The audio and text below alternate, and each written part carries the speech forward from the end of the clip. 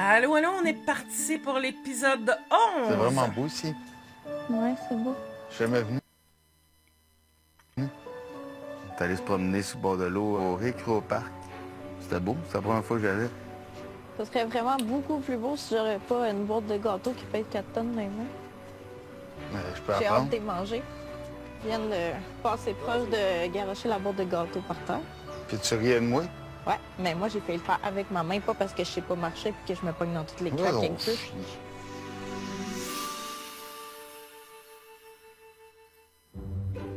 On est allé chercher des échantillons de gâteaux de mariage. Des pour, échantillons. Ouais, c'était des gâteau de gros gros de même. échantillons, là, mais en tout cas, c'était 4 échantillons. C'est-tu bon? Neuf. Pouf, C'est C'est pas pas vrai. si pire. on n'a pas trouvé notre gâteau, mettons. Ok. J'ai de la misère avec les gâteaux au chocolat, même s'il est tellement sec. Celui-là, il goûte trop le citron à mon goût, mais le gâteau est agréable. Lui, il est sec, Ouais. sec. Oui, j'ai mal le gâteau. C'est agressant, ça. Oh, chier.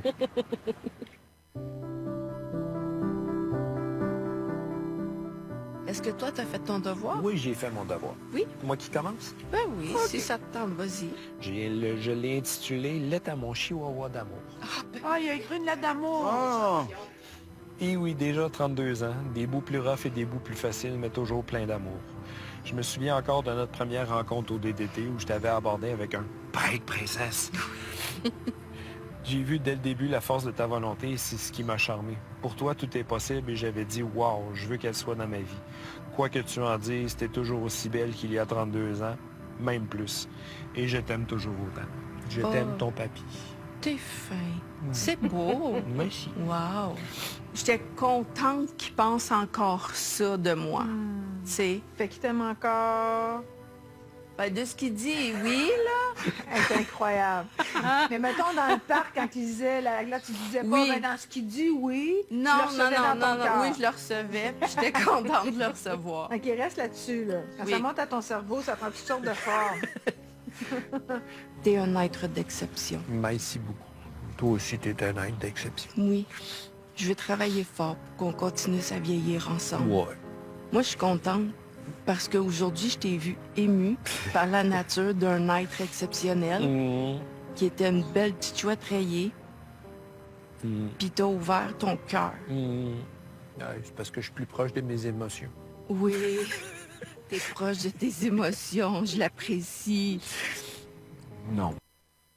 Je vais attirer votre attention sur les deux couples qu'on a vus. Le premier couple de Emmanuel et de Jérémy, il n'y a pas de douceur. Il n'y a pas de gentillesse. Il y a trop de blessures encore. Il n'y arrive pas là. T'sais. Si on voit Nathalie puis Pierre, même si Nathalie est rough dans ses paroles, elle a laissé quand même tomber une partie de ses barrières, ce qui a permis aussi à Pierre de se sentir plus en sécurité, moins attaqué, et qui arrive dans un espace qui est fait beaucoup dans l'enfant. Tu sais, je sais pas si vous voyez, mais il y a un langage quand même très enfant, mais c'est OK, ils ont trouvé une façon d'être dans cette douceur-là. Ils sont dans l'enfant, tu sais, le parent bienveillant, je dirais, l'enfant, tu sais, quand on est dans notre vulnérabilité, on est dans cet espace-là. L'important, c'est que ça fonctionne. Il y a un lien, il y a une connexion. Dans l'autre couple, on ne voit pas encore la connexion. Est-ce que ça va venir? Sûrement. Mais les mots, le ton, comment on agit envers l'autre, un petit geste, une petite douceur. Tu sais, je prends Emmanuel et Jérémy. Quand Emmanuel a signifié, au lieu de dire « Ouais, ben c'est pesant, peux-tu prendre la boîte, s'il te plaît? » T'sais, probablement que Jérémy l'aurait pris. Quand elle a dit ça, est-ce que Jérémy aurait pu prendre la boîte? Elle aurait pu pas juste lui dire « Tu veux que je la prenne? Mais donne-moi là, je vais la prendre. » Tu sais, de s'imposer un peu plus. Donc, dans votre communication, ramenez de la douceur. Parce que je ramène le fait que quand on revient individuellement, intérieurement, le discours ne doit pas être doux. Donc, imaginez, puis c'est un truc que je te donne, parce qu'à l'intérieur de chacun de nous, on a un enfant intérieur, on a une petite fille puis un petit garçon. Imagine quand tu parles à l'autre, tu parles à un enfant. Est-ce que tu lui dirais les mots que tu lui dis? Est-ce que tu utiliserais le ton que tu lui dis? Non, tu parles à un enfant. Donc, tu es plus dans cette douceur-là, dans cette bienveillance-là, dans cet accueil-là de l'autre. Donc, ça peut aider à amener de la douceur dans une communication avec n'importe quel humain. Amusez-vous à ça dans les prochains jours, à voir les gens, puis à regarder l'enfant qui est à l'intérieur d'eux, à prendre en considération qu'il y a un enfant et comment tu veux t'adresser à cet enfant-là. Ça aide énormément notre façon de parler. C'est vrai, ça m'a touché. Je sais pas pourquoi. Tu vas faire les devoirs avec Zach? Zach. Zach. Oups, on a perdu un enfant. Zach. Il est rendu où? Zach. Zach. Qu'est-ce que tu fais, hein, c'est ça? Tu veux bien pas faire tes devoirs, hein? Non. Allez, go. Papa. Mais ça durera pas longtemps, c'est parce qu'il faut que tu fasses tes leçons pour demain. Il veut pas, ça il tente pas. Il finit par pleurer, je le ramène, on réussit à en faire un peu, il a refini par pleurer, il est pas content, ça il tente pas. J'essaie de pas pogner une heure, mais je suis avec ça, avec Zach, là, présentement, là. C'est très difficile. T'es bon les mathématiques? Je sais, mais ça me tente pas de parler. Ben, on n'a pas le choix, Zach, il faut les faire. 2 plus 9. 2 plus 9, 11. Ouais. Hein? Oh! Oui, c'est bon, c'est bon. Hey. 8 plus 8. 8 plus 8, 16 de parler. 16 de parler. Oui, monsieur. Science. Oh non, pas la science. Mettons qu'on recommence ici. C'est quoi? La mâchoire. C'est la mâchoire? Ouais. Bon, ça, le dernier. Qu'est-ce qu'il y a derrière, ici? Dans le dos. Ça commence par un C. J'arrête pas de dire clavicule. Colle. Colle. Rouler? Dans le dos, Zach. Je dis le premier mot, puis tu dis le deuxième. Colonne. Vertébrale. Bon, tu vois, tu le sais. Bon, bah... Ça a bien été. Ce qui est beau, c'est le travail d'équipe. Bon, on est ensemble, on le fait ensemble, on supporte ensemble, on se donne un coup de main. Et c'est pas tous les enfants qui aiment faire les devoirs. Et c'est là où elle est la complicité. Et s'ils maintiennent ça, l'enfant va le faire de plus en plus facilement aussi. Ah, fait que tu es prête à faire l'exercice que Louise nous a donné? Non. Ben, je vais le faire. C'est là que ça se passe. Qu'est-ce que vous diriez d'un exercice de communication? Je suis partante. L'exercice, c'est des réponses spontanées, courtes. Oh boy. Toi, ça va être ça le défi. Parce que tu as tendance à répondre, puis après ça, à expliquer, puis à mettre en contexte. Toi, le défi, ça va être d'apprendre à parler. On s'amuse. C'est comme un outil pour avoir une conversation un peu plus encadrée. OK. OK. Question numéro 1. L'un de nos traits ou nos différents est... Ben, l'hyperactivité, là. Clairement, moi, je suis une fille hyperactive. Il faut que ça bouge, il faut que ça... Tout se fasse vite, puis toi, t'es plus comme relax. Hey, Alex. C'est vrai, hein? Je n'aime pas que tu... Boude. J'aime pas que tu boudes, là. Ah, je savais pas. T'as Ça, c'est... Colin, hein? L'un de nos traits communs est... Notre amour.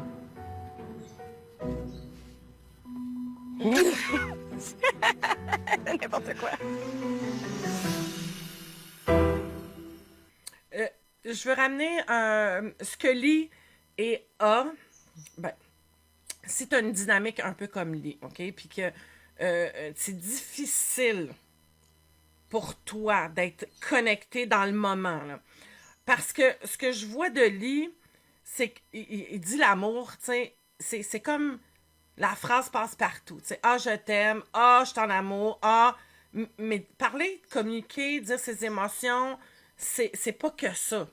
Communiquer, parler, c'est commencer par soi-même. Donc, apprendre à identifier à l'intérieur de soi. Si c'est une difficulté pour toi qui écoute, va te chercher sur Internet des feuilles, des vocabulaires d'émotions, de besoins, de valeurs, et commence à te poser la question à toi. Le matin, tu te lèves en prenant ton café. Comment ça va un matin? T'sais, comment je me sens? Prends tes feuilles, apprends à nommer qu'est-ce qui se passe le matin, le midi, le soir. Apprends. C'est le manque d'outils, le manque d'introspection, le manque de connexion intérieure qui fait qu'on ne sait pas. Si tu développes ça avec toi, c'est ce qu'on appelle l'intelligence émotionnelle, si tu développes l'introspection, si tu développes cette capacité-là de te regarder, de t'observer, de mettre des mots sur ce qui se passe, tu vas finir par arriver aussi à le voir chez l'autre. T'sais. Amusez-vous, vous écoutez la télé, à voir les émotions, à nommer ce que ça vous fait quand vous regardez telle chose, comment je me sens quand je lis telle nouvelle. Et plus tu le fais, plus ça va devenir facile. Mais ça prend un effort, ça prend un travail, ça prend une certaine discipline, ça prend des outils. Ce qui m'inspire chez toi, ta sensibilité. Parce que tu pleures pour rien. Ah, c'est bien. C'est très, très positif, ça. Mais c'est pas positif. Explique-moi, là. OK, la peine, c'est une émotion aussi, comme toutes les émotions, hyper importante. La peine va permettre de lâcher prise, d'accepter la situation que tu ne peux pas changer. Si tu ne vis pas ta peine, tu vas t'en aller vers la colère, vers l'agressivité, vers des réactions d'autodestruction, vers de la fuite de la réalité. Donc, la peine est une émotion aussi importante que les autres. Arrêtez de la diminuer. Arrêtez de penser qu'il ne faut pas pleurer. C'est aussi important, sinon plus. T'sais, je ne veux pas les quantifier, là, mais il y a tellement de gens qui pensent que la peine, il faut la refouler, il ne faut pas la montrer. Et ils se coupent tellement d'une capacité immense. On l'a vu dans Nathalie puis Pierre, plus Pierre démontre ses émotions, plus Nathalie s'adoucit, plus qu'elle se permet elle aussi, parce que ça crée l'empathie chez l'autre. Donc, si tu ouvres pas cette porte-là puis que tu la refoules, ben là, tu es en train de dire, l'hypersensibilité, là, c'est pas il y a beaucoup de choses qui rentrent dans l'hypersensibilité, puis je partirai pas sur ce débat-là, mais la peine, c'est normal. Si on n'avait pas de besoin, elle n'existerait pas dans notre corps. Notre corps est fait parfaitement bien, donc c'est un signal, c'est un lâcher-prise, c'est une acceptation d'une situation. C'est une des étapes les plus importantes dans le deuil, dans le processus du deuil aussi. Donc, si vous êtes parent d'enfants et surtout de petits garçons, parce qu'on le voit à quel point que c'est difficile chez les hommes, faites attention à comment vous parlez de la peine. M'inspire chez toi ton indépendance. Parce que t'es tout le temps sur ton téléphone en train de regarder des affaires pour des bonbons, puis après ça, tu nous en emmènes pour faire des TikTok. Tu es productif, genre il y a un gros paquet de bonbons qui s'est... Il parle juste de bonbons. Max, c'est Monsieur Bonbon. Mais moi, ce que je pense que tu veux dire par là, c'est que papa, quand il voit, il y a beaucoup de travail, mais papa, il est productif. Il faut que ça aille vite. Ouais, c'est ça. C'est ça que tu veux dire. Ouais. Okay. On a fait un jeu hier avec les enfants. C'était rendu le tour à Alexandre. Puis il a eu l'impression que tout ce qui était attribué à lui, c'est tout par rapport avec son travail. Ouais. Je veux pas être associé nécessairement à ça avec ma famille puis mes enfants. Qu'est-ce que ça te fait intérieurement? Ça me fait la peine. Ouais. Ouais. On va refaire ce jeu-là dans 3 semaines. On va voir si ça va changer. Je trouve ça comme un peu poche. Puis l'idée hier qu'on a parlé, C'est quoi déjà? on va mettre des activités dans un... Oui. juste mettre des activités qu'on veut faire. N'importe qui décide. Ça va être drôle, là. Mais... Fait que même si c'est une activité que j'aime pas, mais ça va me pratiquer. Je vais même l'organiser. C'est ça que je te disais. De quoi? J'aimerais ça que tu prennes en main la planification, l'organisation d'appeler si ça prend une réservation, de réserver. Mais ça me dérangera pas, ça va me faire plaisir. Parce que tu le fais pas d'habitude. C'est pas moi qui est prêt avec ça. Je savais pas. Tu le sais très bien. OK, il y a une ouverture, il prend de la place. Quand on est blessé, là, puis qu'on a accumulé, on va avoir tendance à remettre tout de suite sur le dos de l'autre. Ça va nuire à la communication. Donc, d'être capable d'observer, de dire « Ah, OK, il y a une ouverture. Wow, cool. Super. » S'il y a chialage ou s'il y a critique ou s'il y a pointillé sur l'action qu'on veut que la personne fasse, mais qu'on y reproche qu'il ne l'a jamais faite, on ne crée pas quelque chose qui s'en va dans le bon sens. T'sais? Donc, faites attention. La communication, c'est subtil.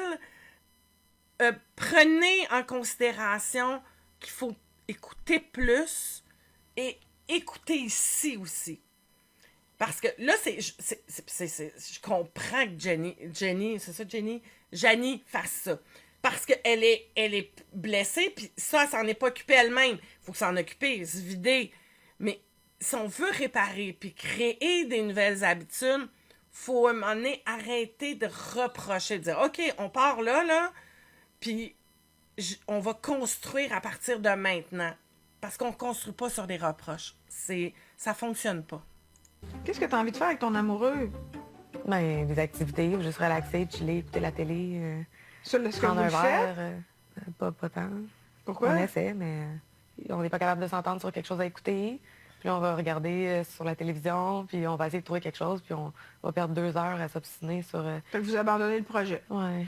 Parce que vous êtes vraiment des opposés pour plein d'affaires, mais ça peut devenir très complémentaire, puis ça peut devenir un champ de bataille constant. Puis toi, là, la seule façon de sortir de ta codépendance, Janie, il faut que tu exprimes des besoins clairement, puis que tu les fasses, même s'il y a une réaction. Parce que t'es ben trop rendu dans lui, c'est plus le fun. Non. Quand on va aller faire l'activité, qu'est-ce qu'on pourrait faire de différent pour qu'on s'assure que ça se déroule bien, tu sais?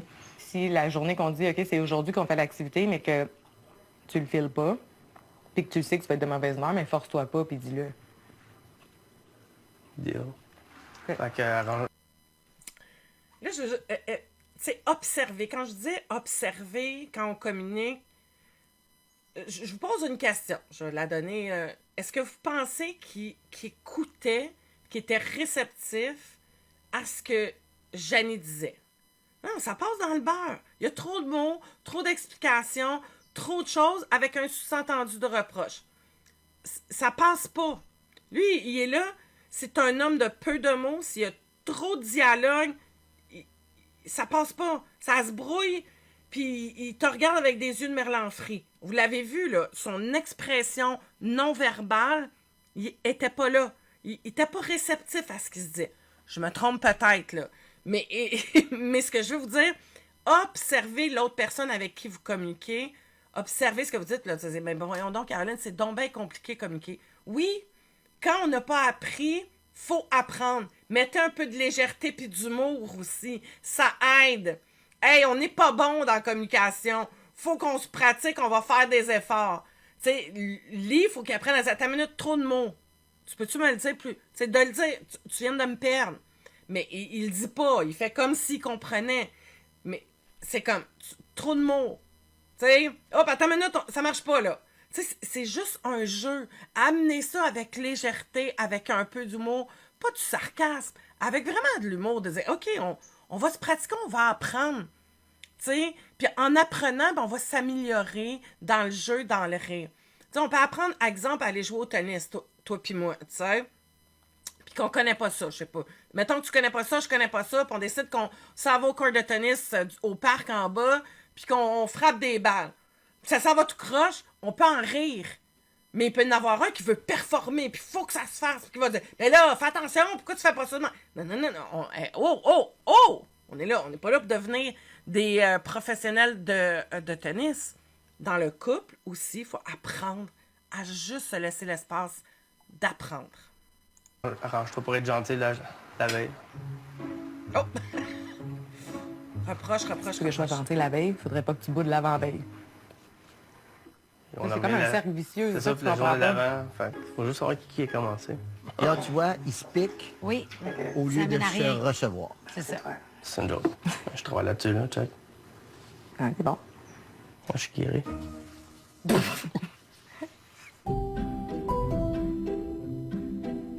C'est vraiment beau pour ça. J'ai jamais pris le temps de venir relaxer sur le bord de l'eau de même.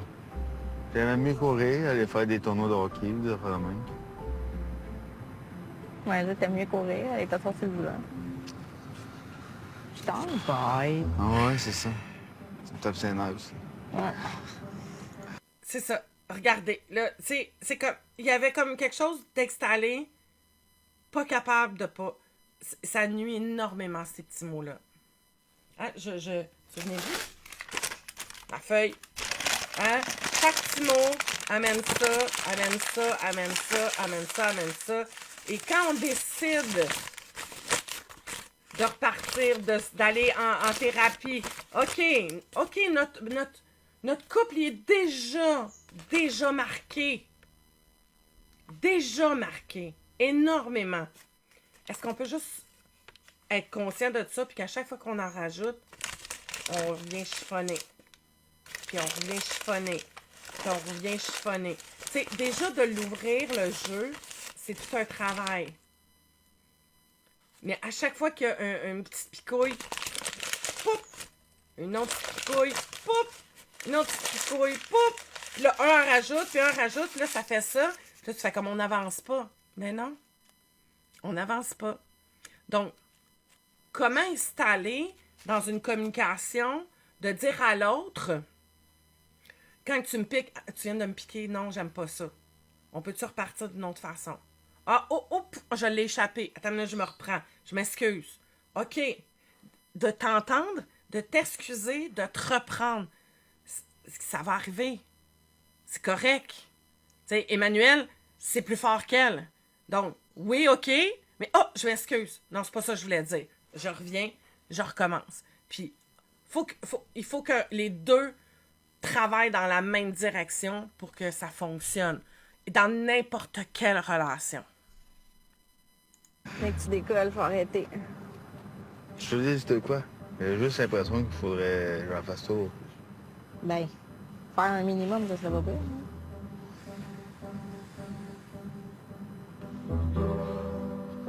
Bon, oui, c'est vrai que j'en fais pas beaucoup. Mais tu sais, il y a des semaines que j'en ai fait plus, puis c'était pas assez encore. Puis qu'est-ce que ça te fait de constater que t'en feras jamais assez? C'est quoi le feeling que ça laisse à l'intérieur de toi? Mais que je savais pas grand-chose, hein. Comme dans les sports, j'ai toujours voulu être meilleur. Mais, tu sais, au hockey, disons que quand je faisais une belle game, je disais à mon père que j'avais fait une belle game et tout. Mais il revenait tout le temps avec un... Ouais, mais tu sais, ce jeu-là, t'aurais dû faire ça. Ou, tu sais, c'était tout le temps... C'est jamais assez. Et voilà, on vient de voir le lien avec l'enfance.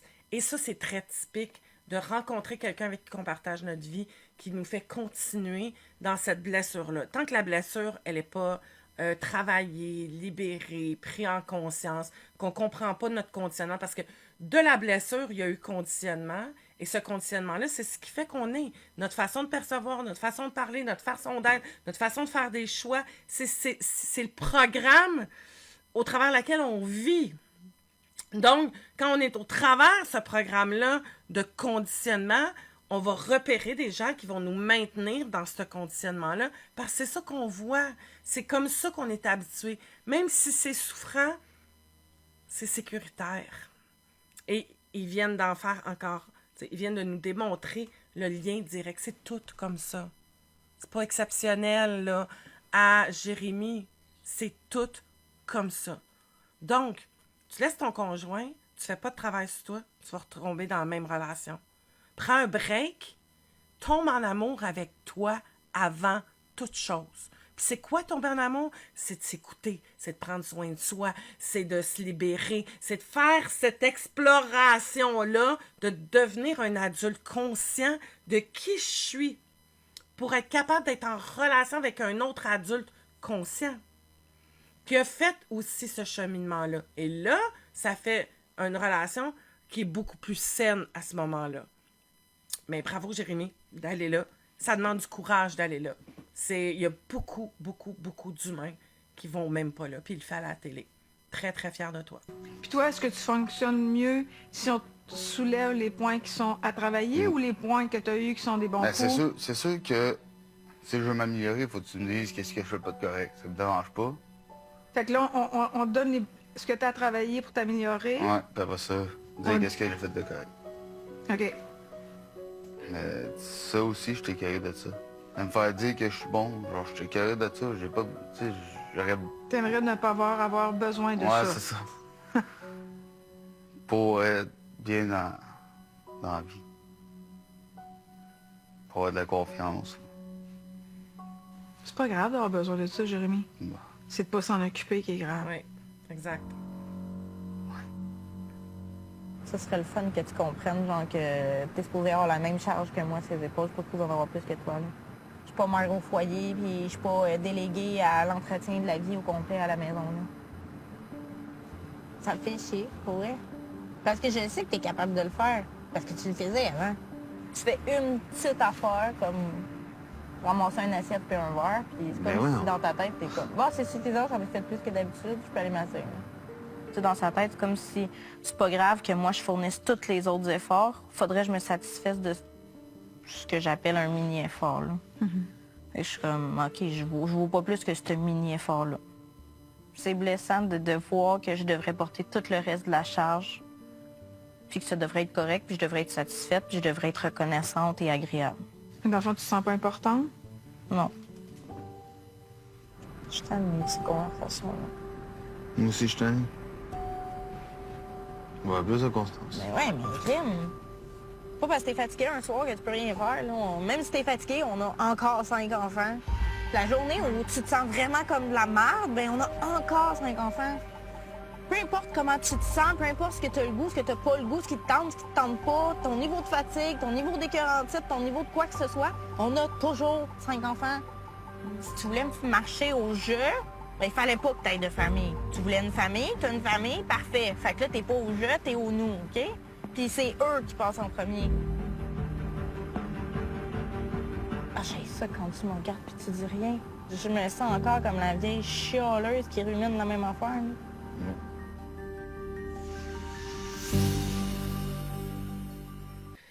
Ça peut être très difficile quand il y a beaucoup de blessures, comme que dans le couple de Jérémy et Emmanuel, de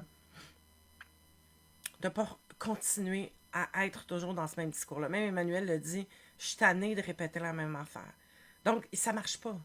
Tu sais, c'est qu'à un moment donné, c'est comme si j'essaie de faire quelque chose toujours de la même façon et que ça donne jamais de résultat, il faut que j'essaie de faire autre chose. OK? Là, oui, c'est difficile. C'est difficile parce qu'elle est dans cette émotion-là. Mais à un moment donné, si on se dit, OK, on décide ensemble de changer, il faut vraiment que les deux créent un changement. Et dans ce que je vois aussi, et ça, c'est facile de tomber là-dedans, c'est quand on est dans le regard de l'autre, on ne se regarde pas soi.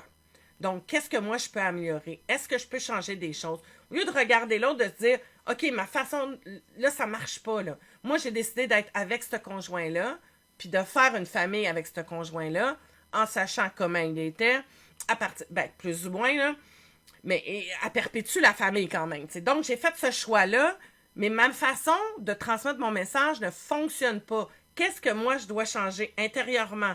Qu'est-ce que je dois apprendre? Comment je dois m'équiper, moi, pour que ça fasse une différence dans mon couple?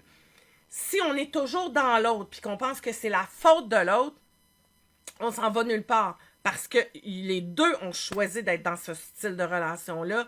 Les deux, tu sais, on l'a vu, là, Jérémy a fait le lien avec son histoire d'enfance. Emmanuel, c'est la même chose. Qu'est-ce qui fait qu'elle a un conjoint comme celui-là? Puis, tu sais, je connais pas leur vie, j'ai aucune idée, mais je peux vous dire que, par expérience, souvent les patterns vont se répéter.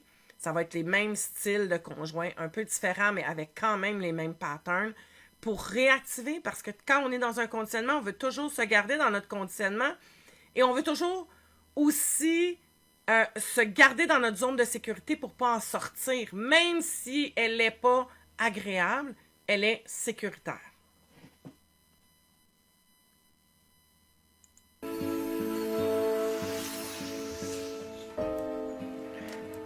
Là, il va être beau, genre, pendant 10 minutes, 5 minutes. Je suis sûr que ça va bien aller. Arrête, là.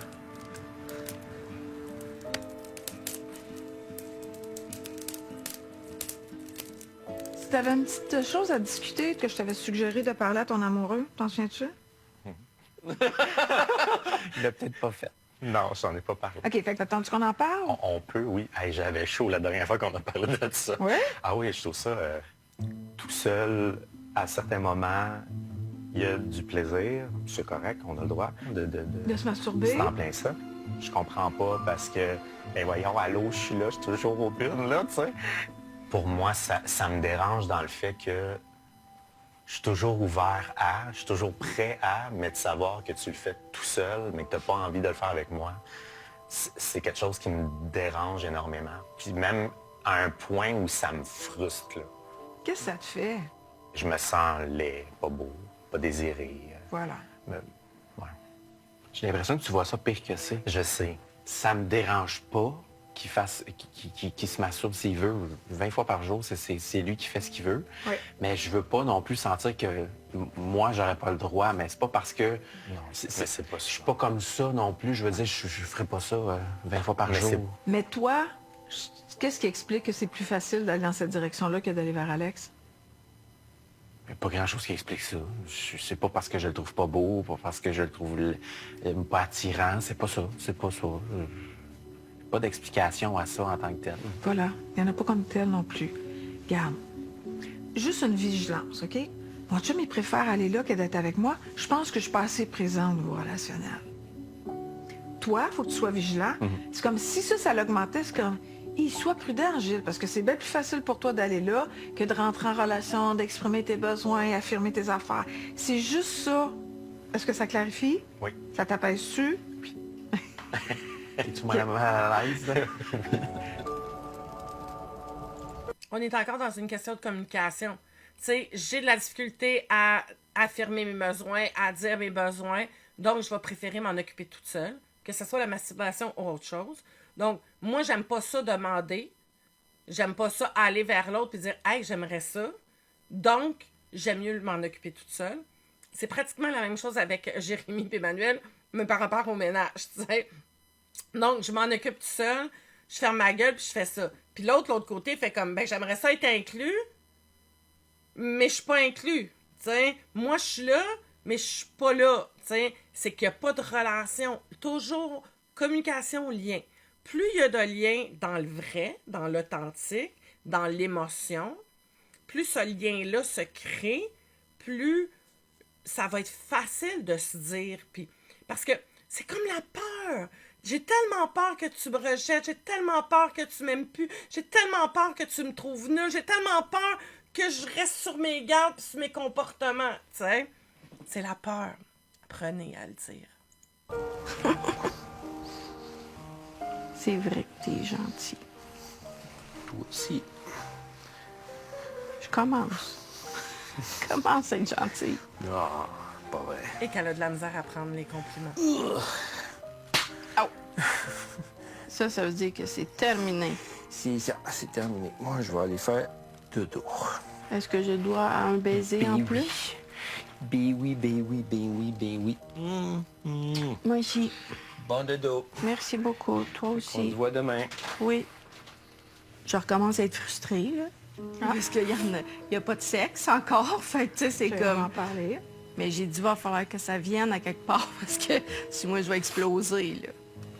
Est-ce que vous vous permettez des activités solo, masturbatoires, chacun de votre côté? Comment ça marche entre vous?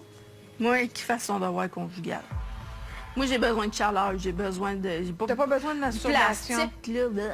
Mais sans avec du plastique, ça t'intéresse pas? Non. Toi, qu'est-ce que ça a l'air, ton rapport à la masturbation? Non Moi plus? non plus.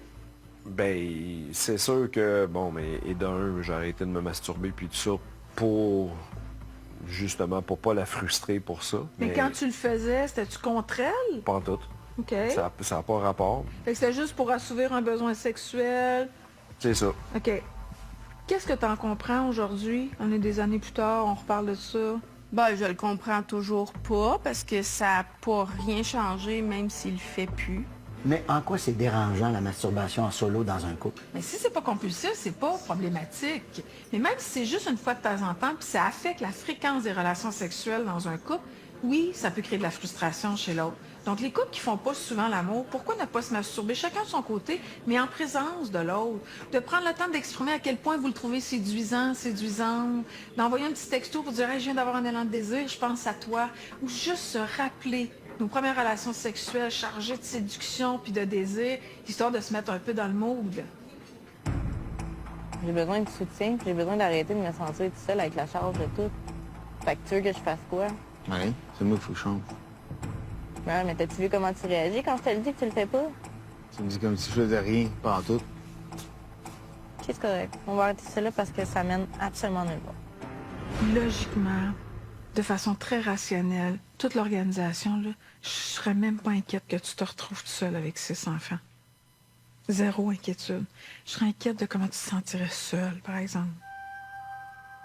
Là, il faut que tu acceptes que les choses sont peut-être pas logiques, puis sont peut-être pas donnent peut-être pas du rendement, mais je veux que tu te donnes le droit de répondre à ce besoin-là d'être relié, de te sentir importante, de sentir que tu en vaux la peine, en dehors de tout ce que tu es capable d'accomplir. Parce que toi, tu es capable tout seul, tu es devenue autosuffisante, tu gères ça bien rationnellement, mais on a perdu toute ta vulnérabilité en t'en allant. Si tu restes là, un, ça va répondre à ton besoin, puis deux, tu seras pas en colère.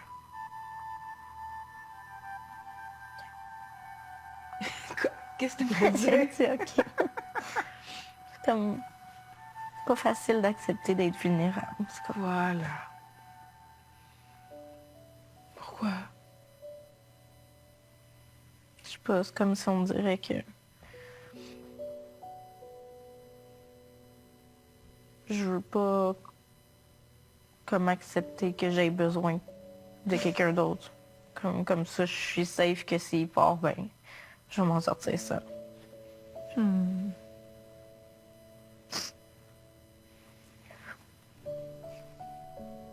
J'ai toujours l'impression que si je baisse ma garde, je peux me faire blesser n'importe quand.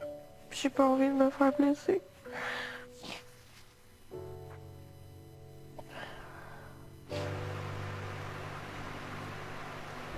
Es-tu importante, ta blonde? Oui, c'est important. Pourquoi? Comment? Raconte-moi ça. Pourquoi qu'elle est importante?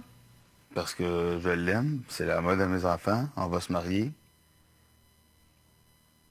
Oh, si t'étais pas importante, ça ferait longtemps que je serais parti.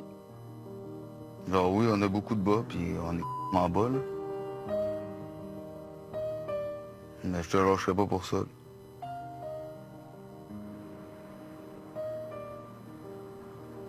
Faut regarder. On peut pas regarder nulle part. Juste toi. Mais c'est le plus beau paysage que je peux regarder. Bon chien. Oui, je te dis des affaires gentilles. Tu vomis tout de suite. Ben pourquoi je t'en donnerais encore plus? Ben, elle l'a dit, hein? Je l'avais mis dans mon analyse un petit peu plus tôt, puis elle l'a dit par après, puis on le voit encore. Tellement peur de baisser sa garde qu'elle repousse. Elle veut qu'il vienne, mais il vient, elle repousse. Il vient, elle repousse. Il vient, elle repousse. C'est normal qu'à un moment donné, la personne ne revient plus. T'sais, je ne viendrai pas me faire taper dessus à chaque fois. Et elle le fait parce que s'il vient, puis il y a aussi dans le rôle qu'on prend à un moment donné, puis ça c'est comme si on se valorisait, ça nous donne une raison de continuer et ça vient nous valoriser. Moi, je suis capable de faire toute seule. Tu sais, j'ai pas nécessairement besoin de toi. Fait qu'on vient renforcer cette carapace-là. Pas capable de prendre la douceur, pas capable de prendre l'amour. Puis, tu sais, là, les deux sont à peu près au même niveau d'estime. Un couple, là, je vous en ai pas parlé de celle-là, puis je vous laisse là-dessus après. Un couple... Attendez un instant que je me trouve un beau crayon. Voir si vous allez être... Je sais pas si on va être capable de le voir. Mais, voilà. OK, ici, 25% d'autonomie. OK, si moi, je suis capable de m'occuper de moi à 25%, je vais aller chercher chez l'autre 75%. Emmanuel est à peu près à 25% d'amour personnel. Peut-être on pourrait descendre en bas aussi, tu sais. Puis on parle d'autonomie affective, là, de m'occuper de ce qui se passe à l'intérieur de moi. Pas d'être capable de s'occuper et de gérer dans le faire. On parle de l'être. Donc, est-ce que je suis capable de m'occuper de mes blessures, de mes émotions, d'exprimer mes besoins? Est-ce que je suis capable de m'occuper de moi? Non.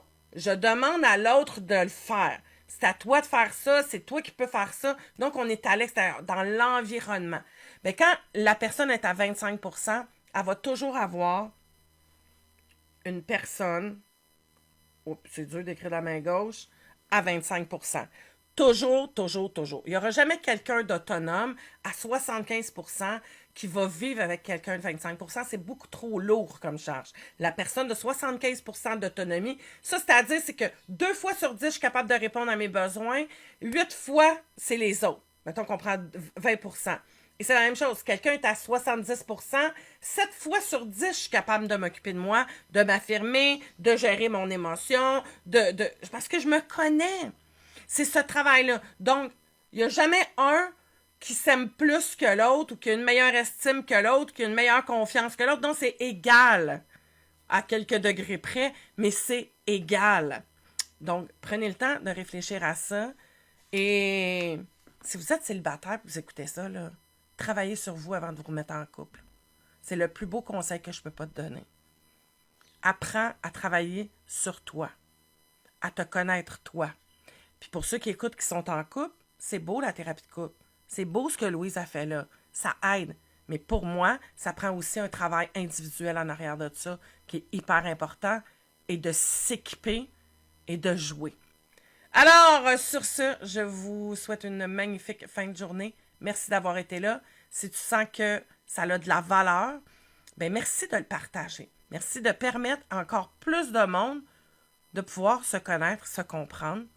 Et si tu n'as pas encore fait le test des conditionnements, je t'invite à venir faire ce test-là. Ça va te permettre de connaître tes conditionnements et de commencer tranquillement, parce qu'il y a un fichier qui vient avec ça, à comprendre un peu plus à quel point ça influence ton quotidien. Sur ce, je te souhaite une belle journée.